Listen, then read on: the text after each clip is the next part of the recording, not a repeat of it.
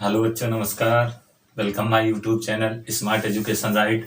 तो प्यारे बच्चों, कैसे हैं आप? सभी का स्वागत है हमारे YouTube channel smart education right में। ठीक है बच्चों, तो चलिए आज हम आपके लिए एक मजेदार टॉपिक लाए हैं जिसका नाम है ह्यूमन हार्ट्स, यानी कि हृदय की संरचना। हृदय की संरचना, हृदय की संरचनाएं कितनी होती है बेटा? दो होती है। एक आंतरिक संरचना होती है और एक बाह्य संरचना होती है। एक आंतरिक संरचना होती है और एक बाह्य संरचना होती है हृदय की। तो हम आंतरिक और बाह्य दोनों, यानी कि पूछा तो आंतरिक जाता है, ठीक है, और बाह्य भी पूछा जाता है। तो ज्यादातर बाह्य ही पूछा जाता है, बाह्य ही बनाया जाता है। तो हम बाह्य की बात करेंगे। बाहर से जो हृदय होता है वो सामान्य दिखता है, लेकिन हमारे पास एक हृदय है, ठीक है। हृदय ये वाला नहीं है, लेकिन ये तो अंदर है। लेकिन हृदय तो एक ये है, स्ट्रक्चर है, उसका एक मॉडल है मेरे पास, ठीक है। तो ये मॉडल जो हृदय का है, हमारा जो हृदय होता है वो मतलब 250 ग्राम से 300 ग्राम का होता है। 250 ग्राम से 300 ग्राम का हृदय होता है, ठीक है। स्त्रियों में जो होता है हृदय 250 से 255 ग्राम का होता है, लेकिन पुरुषों में जो हृदय होता है वो कितना होता है? 300 ग्राम का होता है, ठीक है। इसका जो आकार होता है, स्थिति क्या होती है, ठीक है।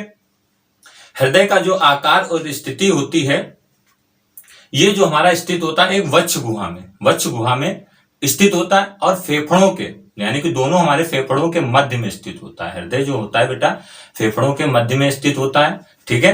और कहां पर स्थित होता है? मध्य में, यानी कि बाएं तरफ और थोड़ा मध्य में स्थित होता है हृदय, ठीक है। इतनी बात समझ गए। इसके जो आकार होता है वो कितना होता है? ये तंतुपट के, यानी कि जो इस मनुष्य में हृदय की लंबाई होती है, मतलब जो हृदय की ये हृदय जो है इसकी जो लंबाई है, हृदय की जो लंबाई होती है वो 12 सेंटीमीटर होती है। हृदय की जो लंबाई होती है बेटा वो कितनी होती है? 12 सेंटीमीटर होती है। लंबाई हृदय की कितनी होती है? 12 सेंटीमीटर। और जो चौड़ाई होती है वो 9 सेंटीमीटर होती है, ठीक है। ये होता कैसा? ऊपर जो हिस्सा होता है वो चौड़ा होता है, और नीचे जो हिस्सा होता है बेटा वो शंक्वाकार होता है, यानी कि शंख के आकार होता है, ठीक है। लंबा होता है, यानी कि कैसा होता है? नुकीला होता है, शंख के आकार का होता है। इतनी बात समझ गए होंगे बेटा आप सभी लोग। मतलब जो हृदय है आप सभी लोग देख सकते हैं। ये तो हो गया बाहर का स्ट्रक्चर, ये बाहर की संरचना है बेटा। कैसी संरचना है? बाहर की संरचना। लेकिन जो अंदर की संरचना है मैं आपको दिखाई दे रहा हूं, ठीक है। मतलब बाहर से शरीर हमारा अच्छा लगता है, लेकिन जब अंदर से देखोगे तो कंकाल के तरीके से ऐसा दिखाई देगा। आंतरिक संरचना ये हो गई, ठीक है, ये आप सभी लोग देख सकते हैं। ये इसके कहा अंदर की संरचना, इस तरीके से अंदर की संरचना होती है। तो हम सबसे पहले बात करेंगे बेटा किसकी? देखो इसके भाग कौन कौन होता है। एक हो गया उच्च महाशिरा, दाई फुफ्फुसी धमनी, दाई फुफ्फुसी शिरा और दाया अलिंद। निम्न महाशिरा, दाया निलय, बाया निलय, बाया अलिंद, फुफ्फुसी शिरा और महाधमनी चाप। मतलब जो हमारा हृदय होता है वो कितने वेश्म में बटा होता है बेटा? 4 वेश्म में बटा होता है। कितने?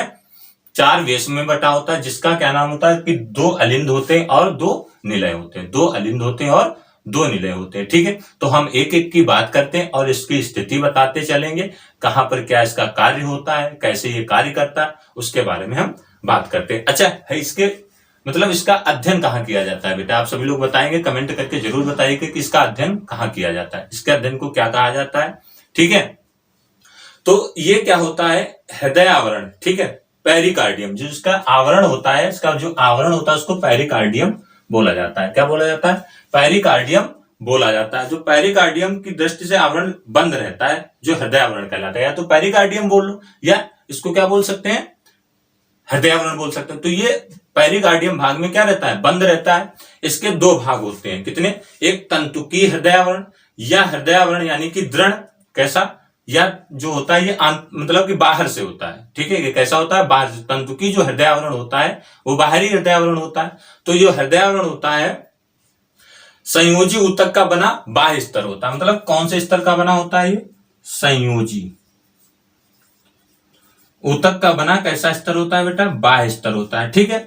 ये हो गया तंतुकीय हृदय आवरण। और जो सीरमी हृदय आवरण होता है, यह हृदय आवरण का एक महीन पारदर्शी होता है। जो सीरमी होता है, सीरमी हृदय आवरण, ठीक है, या सीरमी पेरिकार्डियम, जो ये तंतुकीय यानी कि अंदर का हिस्सा होता है। कैसा हिस्सा होता है बेटा? अंदर का हिस्सा होता है। मतलब ये देखिए आप सभी लोग, सबसे सिंपल सी बात है, हाथ में है मेरे हृदय, ठीक है, दिल आज मेरे हाथ में आ गया, ठीक है। आज कहाँ गया? मेरे हाथ में आ गया, आप लोग देख सकते हैं। मतलब जो बाहर का हिस्सा होता है ये कैसा होता है? जिसको हम क्या बोलते हैं, यानी कि तंतुकी हृदय आवरण बोलते हैं। और जो अंदर का हिस्सा होता है उसको बोलता है सीरमी हृदय आवरण। मतलब ये कैसा होता है, अंदर वाला जो हिस्सा होता है वो पारदर्शी होता है, ठीक है। एक पारदर्शी कला होती है जो हृदय आवरण के भीतरी स्तर बनाती है, ठीक। और ये हृदय से सटी हुई चपटी व सल की उपकला होती है। इसकी परत यानी कि उपस्थित, ये इकहरी परत उपस्थित होती है। इस पर जो परत उपस्थित होती है वो कैसी उपस्थित होती है बेटा, इकहरी परत स्थित होती है। आप लोग देख सकते हैं इसको, यानी कि ये क्या हुए इसकी, यानी कि उच्च महाशिरा हो गए। और जो ये हिस्सा होता है इसको बोला जाता है दायां निलय, और इधर वाला जो हिस्सा होता है निकुला, ये बायां निलय होगा। और ये बायां अलिंद हो जाता है और ये दायां अलिंद हो जाता है। इतनी बात समझ गए होंगे बेटा आप सभी लोग आसानी से। आगे बढ़े, आगे बात करें, ठीक है। दो अलिंद और निचले वाले दो नीले होते हैं। मतलब अलिंद कहां स्थित होते हैं, ऊपर स्थित होते हैं, ठीक है, बायां अलिंद और दायां अलिंद। और जो निलय होते हैं वो कहां स्थित होते हैं बेटा, नीचे स्थित होते हैं, ठीक है। आप स्ट्रक्चर जब अगर परीक्षा में आता है तो आप जब तक इसका स्ट्रक्चर नहीं बना पाएंगे तब तक नहीं कर पाएंगे। जब स्ट्रक्चर बना लेंगे आसानी से तो आप इसको कर। अब देखो बनाना कैसे होता है, बहुत बच्चे परेशान रहते हैं हृदय को बनाने के लिए। बच्चे परेशान कैसे बनाना, देखो सिंपल सी बात है, क्योंकि ये तिकोना होता है, ठीक है। ऐसे बनाना है आप सभी को, ठीक है। थोड़ा तिकोना लेकर के जाओगे ऐसे, तो ये वाला हिस्सा ऐसे करके ले जाओ, और फिर ये वाला हिस्सा इस तरीके से, देखो मैं शॉर्टकट में बता दे रहा हूं, ठीक है। और यहां पर ऐसे जब बनाओगे तो ये आसानी से आपका बनता हुआ चला जाएगा। ये मान लो ये जैसे है, ये ऐसे, ठीक है। इतनी बात समझ गए बेटा, ऐसे परिकर। और फिर यहां पर आसानी से इसको बना सकते हैं आप सभी लोग। तो इस तरीके से ये बनता है, हृदय का जो चित्र होता है इस तरीके से बना सकते हैं आप सभी लोग। तो पहले कौन सा हिस्सा बनाना, अब पूरे बच्चे एक तरफ से स्टार्ट करते हैं, नहीं आपको पूरी एक तरफ से स्टार्ट नहीं करना, पहले तिकोना हिस्सा बना लेना है, ठीक है। तिकोना हिस्सा बना लोगे तो आधा हमारा जो हृदय होगा वो आसानी से बन जाएगा। इतनी बात क्लियर हो गई बेटा। आगे बढ़ते हैं, आगे हम बात करेंगे इसकी, ठीक है। हृदय क्या होता है कि ये मानव हृदय स्पंदनशील और पेशी त्रिकोणीय लगभग शंकुआकार संरचना होती है। जो हृदय होता है हमारा कैसा होता है, शंकु के आकार का होता है। अब इसमें दो अलिंद और दो निलय पाए जाते हैं, ठीक है। अलिंद भाग यानी कि जो ऊपरी भाग होता है, जो अलिंद मतलब जो ऊपरी चौड़ा भाग होता है काफी छोटा होता है, उसको हम क्या बोलते हैं, अलिंद बोलते हैं। और जो नीचे का भाग होता है इसमें, यानी कि निचला शंकुआकार भाग अधिक लंबा व मांसल होता है। जो नीचे का भाग होता है वो अधिक मांसल व लंबा होता है, इसीलिए इसको क्या बोला जाता है, यानी कि लंबा, यानी कि ये निलय भाग कहलाता है। अब देखो ये कैसा होता है, गुलाबी रंग का होता है, हल्का कैसा होता है देखिए, ठीक है। यानी कि कैसा होता है, गुलाबी रंग का होता है हल्का, या डार्क गहरा, ठीक है, गहरा बोल सकते हैं हम, ठीक है। कत्थई कलर का, सॉरी, कैसा हो सकता है, कत्थई कलर का होता है। देखो आकार इसका कैसा है, कत्थई कलर का है, आप लोग देख सकते हैं इसका। तो ये कैसा होता है, ठीक है। अब इसमें क्या होता है कि हृदय के सभी भाग समान ना होकर के अपनी कार्यतम भागीदारी हिसाब से भिन्न भिन्न आकार के होते हैं। उदाहरण, अलिंद का भाग, यानी कि अलिंद भाग की तुलना में निलय के भाग में अधिक मांसल होता है। मतलब जो निलय होता है वो अलिंद के भाग की तुलना में कैसा होता है, अधिक मांसल होता है, ठीक है। कैसा होता है बेटा, अधिक मांसल होता है। अब हृदय के अलिंद भाग में दोनों अलिंद एक दूसरे तथा एक अंतर अलिंद खांच द्वारा अलग होते। इसी प्रकार से यानी कि निलय में एक अन्य खांच अंतरा निलय खांच पाई जाती है, जो कि तिरछी होती है। जो अंतरा निलय खांच होती है वो कैसी होती है, तिरछी होती है, ठीक है। अंतरा निलय खांच जो होती है वो कैसी होती है, तिरछी होती है।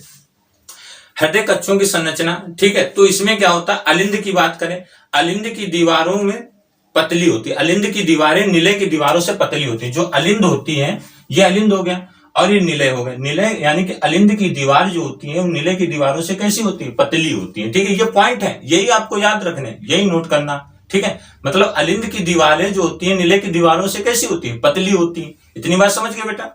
आगे हम बात करते हैं, पतली होती है, ठीक है। अब इसमें क्या होता है कि ये आगे बढ़ते हैं कि ये कितने, यानी कि दो भागों में, मतलब दायां अलिंद में दो अलग अलग छिद्रों द्वारा महाशिराएं खुलती हैं। अब दो महाशिराएं कौन कौन होती हैं, नंबर एक हो गया, एक होता है निम्न महाशिरा। एक कौन सी होती है, निम्न महाशिरा, ठीक है। और नंबर दो होता है जिसको बोलता है हम उच्च महाशिरा, ठीक है। ये हो गई हमारी उच्च महाशिरा। ये बेटा कौन सी शिरा हो गई, उच्च महाशिरा। और ये हमारी कौन सी हो गई, निम्न महाशिरा। आप देख सकते हैं ये एक निम्न महाशिरा हो गई और एक ये उच्च महाशिरा हो गई, ठीक है। तो निम्न महाशिरा क्या होती है, निम्न महाशिरा का छिद्र अलिंद के निचले भाग में होता है। निम्न महाशिरा का छिद्र किसके, यानी कि अलिंद के निचले भाग में होता है। और उच्च महाशिरा का जो होता है वो कहां से होता है, ऊपरी भाग में होता है। ठीक है, तो इतनी बात समझ के, उच्च महाशिरा छिद्र अलिंद के ऊपरी भाग में होता है। अब उच्च महाशिरा शरीर के ऊपरी भागों में, यानी कि जो उच्च महाशिरा होता है शरीर के ऊपरी भागों से कौन सा रुधिर लेकर आते हैं, अशुद्ध रुधिर लेकर आते हैं। ठीक है, कौन सा रुधिर लेकर आते हैं बेटा, अशुद्ध रुधिर लेकर आते हैं। और आगे बात करेंगे जो आगे निचले भागों से, मतलब कि जो निम्न महाशिरा होता है शरीर के निचले भागों से अशुद्ध रुधिर भागती है। मतलब जो निम्न महाशिरा होती है ये निचले भागों से, यानी कि हृदय हमारा है, जो उच्च महाशिरा हो गया, मान लो जैसे ये हृदय है तो ये ऊपरी भागों से, ये मान ले क्या ले हृदय है, ये ऊपरी भागों से कौन सा, अशुद्ध रुधिर लाती है। और जो निम्न महाशिरा होती है वो नीचे भागों से कैसा रुधिर लाती है, अशुद्ध रुधिर लेकर के आती है। इतनी बात क्लियर हो गई बेटा।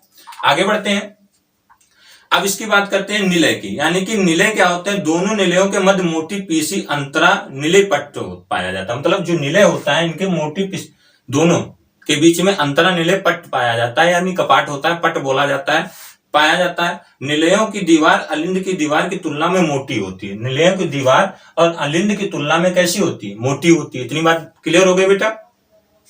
ठीक है, निलय बाईं ओर झुका तथा कुछ तिरछा होता है। जो हमारा निलय होता है बाईं ओर कैसा होता है, झुका हुआ होता है, और कुछ कैसा होता है, तिरछा होता है। बाईं ओर कैसा होता है, झुका हुआ होता है, और कैसा होता है बेटा, तिरछा दिखाई देता है। ठीक है, अब कह रहे हैं कि होती है निलयों की दीवार पर वलनों के रूप में उभार पाए जाते हैं। वलनों के रूप में क्या पाए जाते हैं, उभार पाए जाते हैं, जिनको क्या बोला जाता है, ट्रेबिकुलिकर्णी कहते हैं, जिनको बोला जाता है ट्रेबिकुलिकर्णी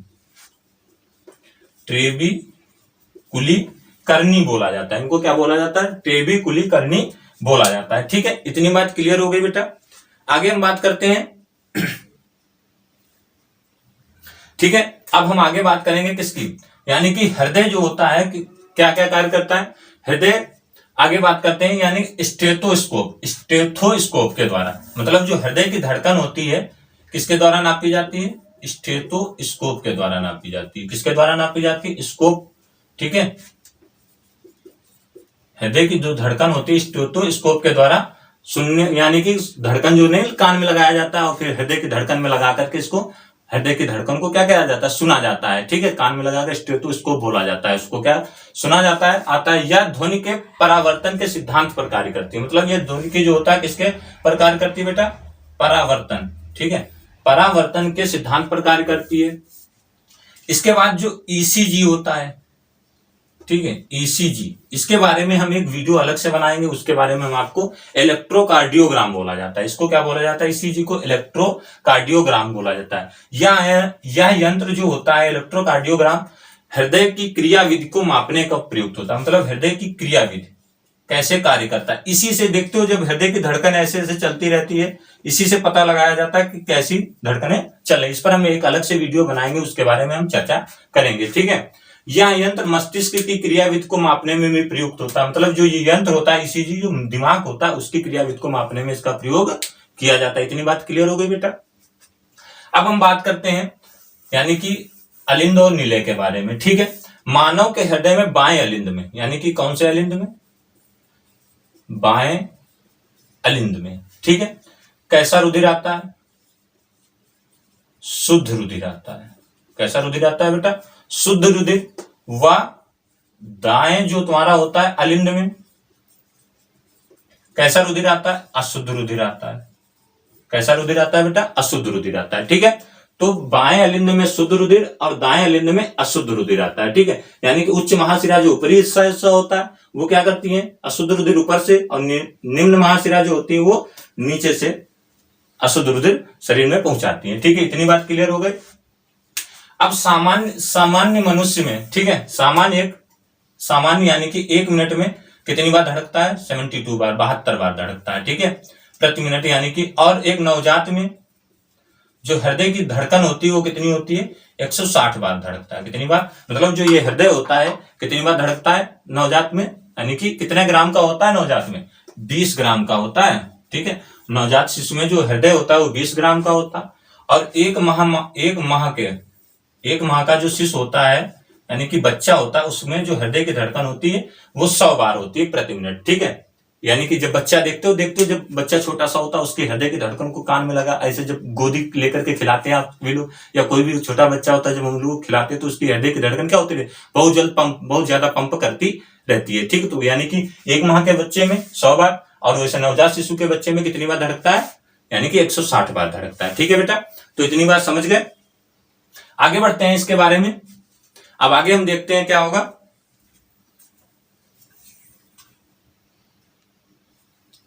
आगे हम बात करेंगे कि सामान्य मनुष्य में, यानी कि सामान्य जो मनुष्य होता है, मनुष्य में हृदय एक धड़कन में लगभग 70 ml, यानी कि एक धड़कन में 70 ml, ठीक है, रक्त पंपिंग करती है। कितना? 70 ml रक्त पंप करता है। ठीक है, और उसके बाद जब 1 मिनट में जो होता है 5 लीटर, 1 मिनट में कितना? 5 लीटर रुधिर क्या होता है, पंप करता रहता है। इतनी बात क्लियर हो गई। सामान्य मनुष्य की धड़कन 72 बार प्रति मिनट होती है। कितनी बार होती है? 72 बार प्रति मिनट होती है। लेकिन एक धड़कन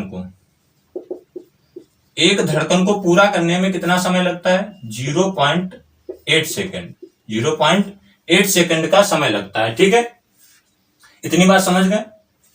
अब हम बात कर लेते हैं बेटा किसकी? धमनी और केशिका और शिरा की, यानी कि रक्त वाहिका होती है, इनको हम क्या बोला जाता है? रक्त वाहिका। कौन कौन होती है हमारी? 3 होती है। एक होता है धमनी, और होता है एक केशिका, और एक होती है शिराएं। ठीक है, शिरा यानी कि शिरा, ठीक है, धमनी और हमारी केशिकाएं। तो 3 प्रकार की ये होती है। इनकी बात कर लेते हैं, इनमें कौन कौन सा रक्त आता है। तो धमनी में जो होता है बेटा वो शुद्ध रक्त आता है। कैसा आता है? शुद्ध रक्त प्रभावित होता है। कैसा रक्त प्रभावित होता है बेटा? शुद्ध रक्त प्रभावित होता है। ठीक है, अब इसमें क्या होता है? इसमें जो होता है ऑक्सीजन ज्यादा हो जाती है, यानी कि ऑक्सीजन ज्यादा हो जाती है, लेकिन CO2 क्या हो जाती है? कम हो जाती है। और केशिकाओं में, यानी कि इसमें कैसा? शुद्ध और प्लस अशुद्ध, शुद्ध और प्लस अशुद्ध। ठीक है, शिराओं में कैसा रक्त आता है?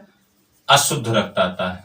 ठीक है, अशुद्ध रक्त आता है। मतलब जो शिराएं होती हैं कैसा रक्त लाती हैं? अशुद्ध रक्त लाती हैं। यानी कि इसमें क्या हो जाता है? CO2 ज्यादा हो जाता है और O2 क्या हो जाता है? कम हो जाता है। इतनी बात समझ गए।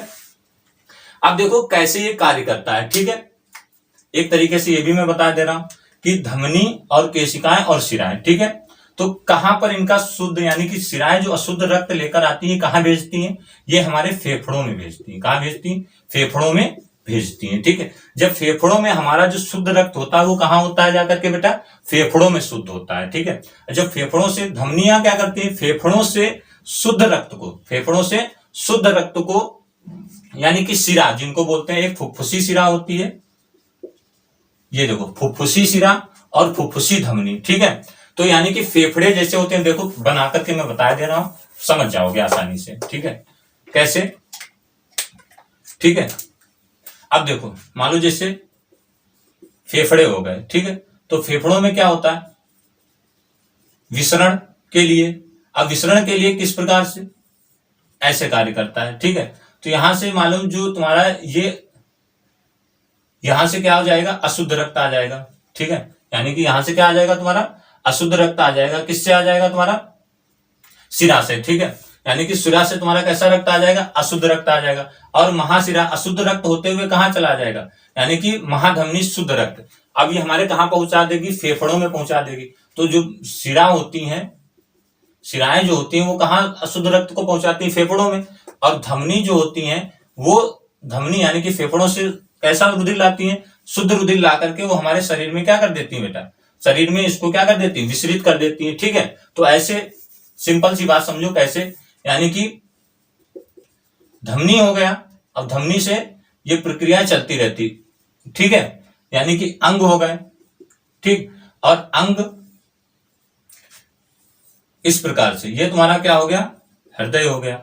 ठीक है, अब हृदय यानी कि कैसे? मान लो ये शिरा हो गई। क्या हो गई? शिरा हो गई। शिरा यानी कि अशुद्ध रक्त लाई कहां से? अंगों से लेकर के ये कहां पहुंची? हृदय में। हृदय से हमारा क्या होगा? धमनियां जो होती हैं अशुद्ध रक्त को प्रभावित करती हैं, और धमनियों से हमारा शरीर का मतलब जो रुधिर जाता है शुद्ध, वो कहाँ पहुंचता है, हमारे अंगों में पहुंचता है। कहाँ पहुंचता है, अंगों में पहुंचता है। तो ये प्रक्रियाएं चलती रहती है। अगर तुमसे पूछ दिया जाए कि जो शुद्ध रक्त होता है वो हमारा कहाँ होता है, तो फेफड़ों में होता है। ठीक है, इतनी बात क्लियर हो गई। अब धमनी की बात कर लेती है। धमनियां क्या होती हैं, इन रक्त वाहिनियों के अंदर शुद्ध रक्त प्रभावित होता है। हृदय से रक्त को बाहर ले जाने व अंग तक पहुंचाने का कार्य कौन करता है, यानी कि जो रुधिर होता है, रुधिर, ठीक है, रुधिर को बाहर ले जाने, कहां ले जाने, बाहर ले जाने और अंग तक पहुंचाने का कार्य कौन करता है, धमनी करती है। धमनी करती है। इतनी बात समझ गए। ठीक है, शुद्ध रक्त में CO2 की मात्रा क्या हो जाती है, कम हो जाती है, और O2 की मात्रा यानी कि कैसी, कम हो जाती है, और O2 की मात्रा अधिक हो जाता है। मानव शरीर की सबसे बड़ी धमनी महाधमनी होती है। मतलब सबसे बड़ी धमनी कौन बोला जाता है, महाधमनी होती है। ठीक है बेटा, सबसे बड़ी धमनी कौन होती है, महाधमनी होती है।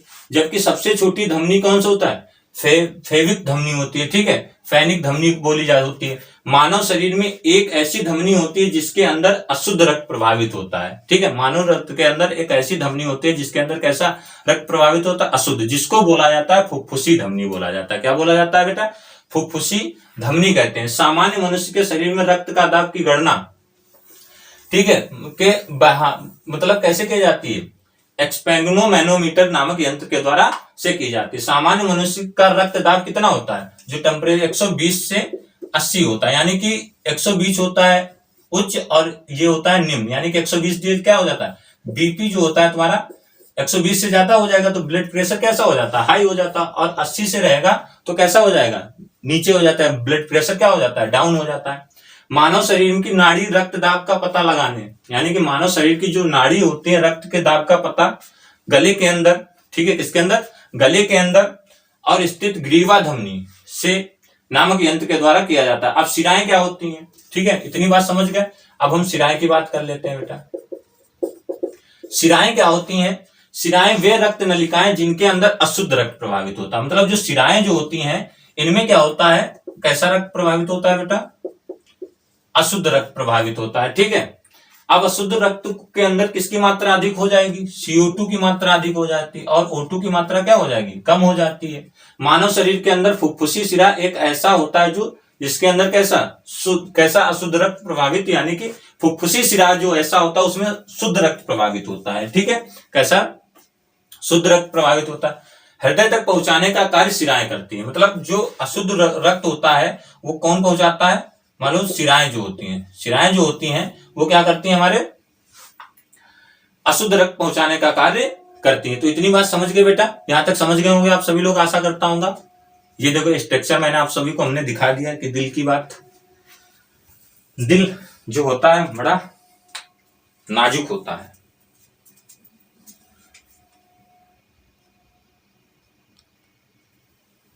आगे हम बात करेंगे किसकी, यानी कि मानव शरीर की सबसे बड़ा सिरा कौन सा होता है। मानव शरीर का जो सबसे बड़ा होता है उसको हम बोलते हैं पश्चिम महाशिरा। क्या बोला जाता है, पश्चिम महाशिरा बोला जाता है। मानव शरीर का सबसे बड़ा सिरा होता है पश्चिम, और सबसे जो छोटा सिरा होता है हेमी एंजाइमर सिरा होता है, जिसको बोला जाता है हेमी एंजाइमर सिरा। ये सबसे छोटा सिरा होता है। ठीक है, अब हम बात कर लेते हैं केशिकाओं की। किसकी, केशिका क्या होती हैं, केशिका धमनी व शिरा को आपस में जोड़ने का कार्य करती है। मतलब जो केशिकाएं होती हैं किसको जोड़ती हैं, धमनी प्लस शिरा को। ठीक है, धमनी और प्लस शिरा को जोड़ने का कार्य करती है। यानी कि केशिका के अंदर शुद्ध व अशुद्ध दोनों प्रकार का रक्त प्रभावित होता है। मतलब जो केशिकाएं होती हैं इनके अंदर कैसा शुद्ध व अशुद्ध रक्त, यानी कि दोनों प्रकार का रक्त प्रभावित होता है। इतनी बात क्लियर हो गई बेटा। तो आप सभी को क्या करना है, वीडियो को ज्यादा से ज्यादा शेयर करना है और हमारे चैनल को सब्सक्राइब भी करना है। अगर तुमसे पूछ दिया गया जाए कि शरीर की सबसे बड़ी रक्त वाहिका कौन सी होती है, तो सबसे बड़ी रक्त वाहिका होती है महाधमनी। सबसे बड़ी रक्त वाहिका कौन होती है, महाधमनी होती है। और शरीर का एकमात्र धमनी जिसमें अशुद्ध रक्त प्रभावित होता है वो होती है फुफ्फुसी धमनी। कौन सी होती है, फुफ्फुसी धमनी में जो होता है अशुद्ध रक्त प्रभावित होता है। और एकमात्र सिरा जिसमें शुद्ध रक्त बहता है उसको हम बोलते हैं फुफ्फुसी सिरा। मतलब फुफ्फुसी सिरा में कैसा शुद्ध रक्त और फुफ्फुसी धमनी में अशुद्ध रक्त प्रभावित होता है। ठीक है, हृदय मनुष्य के कौन से भाग में, हृदय मनुष्य के कौन से भाग में सिर्फ शुद्ध रक्त बहता है, तो आप लोग बताएंगे जो बायां भाग होता है उसमें शुद्ध रक्त बहता है, और आगे क्या कहते हैं कि बाएं महाधमनी चाप किसका विशेष लक्षण है? स्तनधारियों का। ठीक है, ठीक है, तो यहां तक आप लोग समझ गए होंगे। और कुछ बातें हैं जो मैं आप सभी को बता दे रहा हूं, तो आसानी से आप समझ जाएंगे। ठीक है बेटा, अब देखो बेटा क्या होता है कि एक महिला का हृदय, यानी कि एक स्त्री का हृदय क्या होता है, पुरुष की तुलना में क्या होता है, थोड़ा तेज धड़कता है। यानी कि महिला का जो हृदय होता है, स्त्री का जो हृदय होता है, पुरुष की तुलना में कैसा होता है, अधिक तेज धड़कता है। ठीक है, इसलिए स्त्रियां क्या होती, बहुत जल्दी घबरा जाती है। कोई बात होती है तो उनको समस्याएं उत्पन्न हो जाती है, तुरंत समस्याएं उत्पन्न हो जाती है कि उनका ब्लड प्रेशर क्या हो जाएगा, हाई हो जाएगा, कहीं लो हो जाएगा, कि क्योंकि इनकी जो हृदय की धड़कन कैसी होती है, थोड़ी तेज होती है। ठीक है, इसीलिए इनका क्या होता है, मतलब स्त्रियों में पुरुषों की तुलना में कम चीजें होती है। मतलब कि अगर पुरुषों में 300 ग्राम का है तो स्त्रियों में 250 ग्राम का होगा। ठीक है, तो यानी कि इसीलिए क्या स्त्रियां जो होती है जल्दी नर्वस हो जाती हैं। ठीक है, इतनी बात समझ गए। तो हृदय के कार्य क्या होते हैं, हृदय का कार्य क्या होते हैं बेटा, हृदय का कार्य, मुख्य कार्य क्या होता है, शरीर के सभी अंगों तक रक्त को क्या करना होता है, पंप करना होता है। हृदय के सभी अंगों तक क्या करना होता है, इसको पंप करना होता है। ठीक है, ये है। तो यानी कि ये हमारे हाथ में एक हृदय है, बहुत अच्छा सा देख सकते हैं आप सभी लोग। ठीक है, ये हृदय है। ठीक है, मैं आपको दिखा दे रहा हूं। आज मैं ले आया इसको, मैंने कहा आज मैं बच्चों को दिखाऊंगा कि हृदय भी हमारे पास है, यानी कितना ही बड़ा होता है। ठीक है बच्चे, तो इसका कार्य केवल समझ लेना, इसका कार्य जो होता है वो क्या होता है, केवल ब्लड को पंप करना होता है, और कोई काम नहीं होता है इसका। ठीक है, कि लोग कहते हैं कि दिल टूट गया, कहीं से दिल नहीं टूटता है किसी का, केवल इसका कार्य जो होता है ब्लड को पंप करने का ही कार्य करता है। ठीक है, और कोई कुछ नहीं, शरीर का भाग है, हिस्सा है। लेकिन एक चीज है इसमें, एक और चीज है कि दिल मस्तिष्क शरीर के बिना कार्य कर सकता है। मतलब जो हृदय होता है ना, मस्तिष्क के बिना, मतलब जब दिल कार्य करेगा तो दिमाग कार्य करना बंद कर देता है बेटा। ठीक है, यानी कि किसके बिना, दिल जो हमारा हृदय होता है, ये समझ रहे हैं आप लोग, ये जो होता है मस्तिष्क के बिना भी कार्य करता है। ठीक है, इसीलिए जब किसी से क्या हो जाता है, लगाव हो जाना, किसी को ज्यादा पसंद करने लगना, तो क्या हो जाता है, मस्तिष्क कार्य करना उस वक्त बिल्कुल क्या हो जाता है, बंद कर देता है। ठीक है, तो इतनी बात समझ गए बेटा। ठीक है, तो आप लोग आसानी से समझ गए होंगे, आसानी से इसको एग्जाम में कर सकते हैं। तो ठीक है बेटा, आज के लिए इतना है। ठीक है, हम ईसीजी के बारे में कल वीडियो बनाएंगे। ईसीजी क्या होता है इसको हम पूरा पढ़ा देंगे। ईसीजी, ठीक है, ईसीजी कैसे नापा जाता है, कैसे नहीं। तो आप सभी लोगों को क्या करना है, वीडियो को शेयर करना है और हमारे चैनल को सब्सक्राइब जरूर करना है। कैसा लगा आज का सेशन आप लोग कमेंट करके अवश्य बताएंगे। देखिए बेटा, हम आपके लिए मेहनत कर रहे हैं। ठीक है, एक प्लेटफॉर्म तैयार कर रहे हैं। ठीक, तो उसमें आप सभी का हमको क्या चाहिए, सपोर्ट चाहिए। आप लोग जितना मेरा सपोर्ट करेंगे उतना मैं आपके लिए अच्छा कंटेंट प्रोवाइड करा पाऊंगा। ठीक है, अभी तक क्या था कि मैं धीरे धीरे चीजें सीखना है और सिखाना भी, क्योंकि क्या है कि हम यहाँ सीख रहे हैं और सिखाना भी है। ठीक है बेटा, तो आप लोगों से विनम्र निवेदन है कि वीडियो को आप लोग ज्यादा से ज्यादा शेयर कीजिए और हमारे चैनल के साथ जुड़िए। आपको अच्छा कंटेंट प्रोवाइड करवाऊंगा। ठीक है, अच्छे से अच्छा, जितनी मेहनत करनी होगी। देखिए, ये करीब करीब मैं समझ लो 3 बजे रात को मैं शूट करता हूँ। कितने बजे, रात को 3 बजे। तो आप थोड़ी हमारी मेहनत का हमें फल जरूर दीजिए। ठीक है बेटा, तो आप सब लोग हमारे चैनल के साथ जुड़िए और हमारे चैनल को ज्यादा से ज्यादा शेयर कीजिए। ठीक है, पढ़ते रहिए, मुस्कुराते रहिए और हमारे चैनल को सब्सक्राइब जरूर करिएगा। ठीक है, कल मिलते हैं एक नए टॉपिक के साथ। जब तक के लिए जय हिंद, जय भारत।